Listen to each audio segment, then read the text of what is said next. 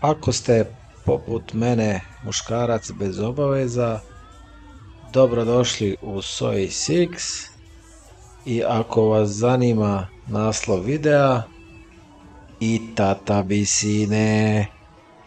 Ako sad niste rekli wow, lažete sami sebe.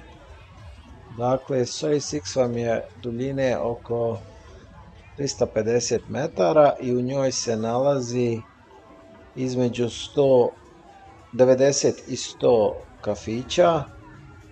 Ovo sam snimio prije nekih 3 tjedna i tada sam ih prebrojao 94. U svakom radi oko 20 djevojaka u prosjeku, tako da vam to u prijevodu znači da u ovoj uličici dnevno možete zateći oko 2000 djevojaka, žena. Dobro ste čuli? 2000. Sad ću vam ukratko objasniti kako Soy Six funkcionira, ali moram paziti što ću reći jer znate YouTube ima svoja pravila. Dok se šećete kroz Soy Six, djevojke će vas dozivati, povlačit će vas za ruku, nagovarati da sjednete u neki od kafića. Ako ste ovdje prvi put, osjećaj će vam biti nadrealan, kako bi Englezi rekli overwhelming. Znam, ja sam iskusio. Kod nas ili na zapadu garantiram, ništa slično niste ni vidjeli, ni doživjeli, niti ikad hoćete. Zato obavezno morate posjetiti Tajland i Soy Six.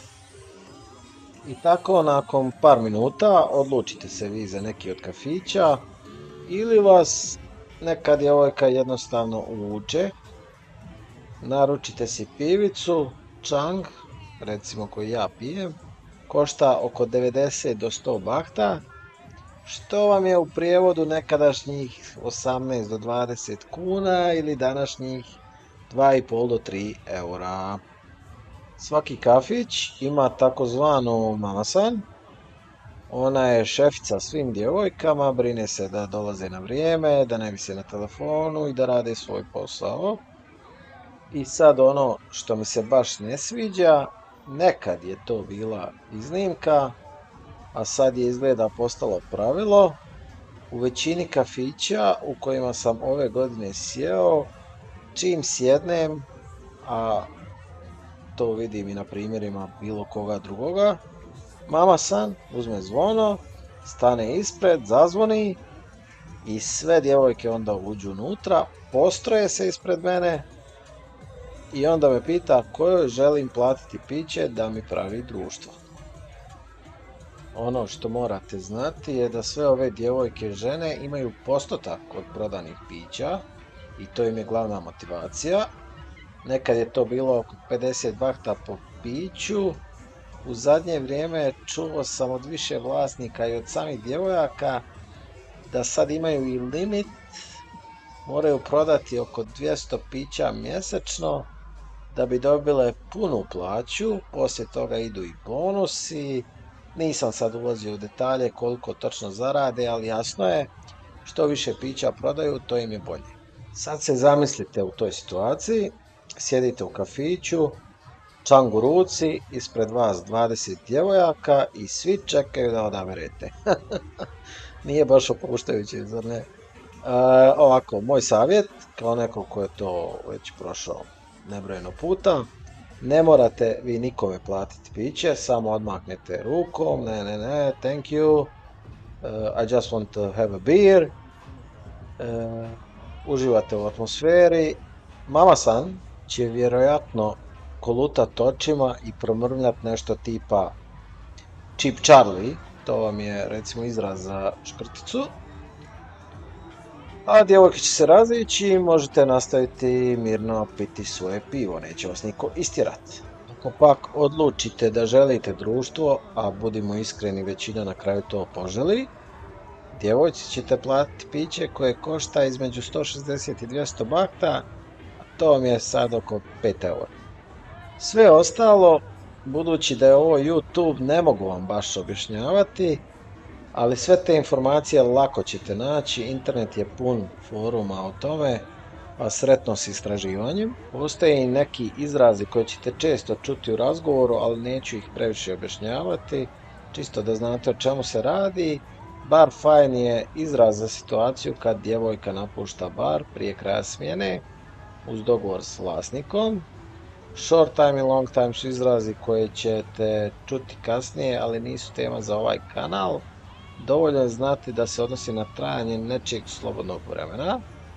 I tko baš želi detalje, internet će ga vrlo brzo obrazovati i više nego što treba. Na kraju, ako vam se neka od djevojaka posebno svidi, postoji ono što se ovdje zove bar fine.